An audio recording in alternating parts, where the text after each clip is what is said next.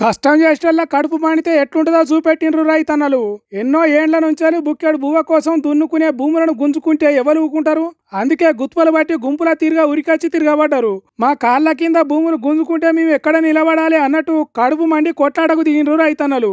జోగులాంబ గద్వాల జిల్లా రాజోలి మండలం పెద్ద తన్వాడ అనే ఊర్లే ఇథనాల్ ఫ్యాక్టరీ పనులు మొదలుపెట్టినరట కంపెనీలు. అంతకుముందు కాంగ్రెస్ సర్కారు ఇథనాల్ ఫ్యాక్టరీ పనులను ఆపేస్తామని చెప్పిందట.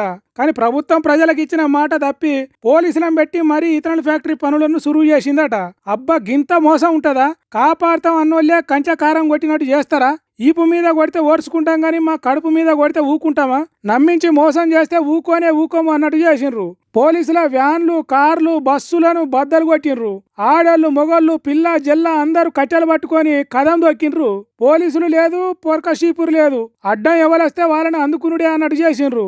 కార్లల్లో వచ్చిన వాళ్ళు మర్రి చూడకుండా పరారైనరు జనం కోపాన్ని చూసి.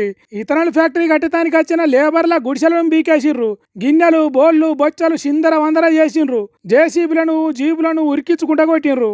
రేకులతో వేసిన తాత్కాలిక ఇళ్లను అందరు కలిసి తిర్రమర చేసిండ్రు. అన్నిటికీ నిప్పు పెట్టి కాల్చేసిండ్రు. మా భూములు మాకేనని మరలబడ్డ జనం పోలీసులను, ఆఫీసర్లను ఎవ్వరని లెక్క చేయలేదు. పాపం గింతమంది ఒక్కటే వచ్చి పోరాటం చేస్తే పోలీసులు మాత్రం ఏం చేస్తారు? చూసుకుంటున్నారు తప్ప ఎవ్వరను ఏమనలేదు. కంపెనోడు, ఫ్యాక్టరీ పెడతానన్నోడు తోక ముడిచేటట్టు చేసిండ్రు రైతన్నలు. వీళ్ళ కలిసికట్టుతనం చూస్తుంటే తర్వాత ఇంకెంతటి తక్లీఫ్నైనా తట్టుకొని పోరాటం చేస్తారన్నట్టు కంపెనోడు బన్నే కుట్రలను కూలగొట్టి నిలబడతారన్నట్టే అనిపిస్తున్నది. మరి చూడాలే, సర్కారు వీళ్లకు సాయం చేస్తుందా, కంపెనీకి సాయం చేస్తుందా? ఎవరు అండ ఉన్నా లేకున్నా మేమే నిలబడి కలబడతాం అన్నట్టు పోరాటం చేస్తారా రైతన్నలు అనేది చూడాలి మరి.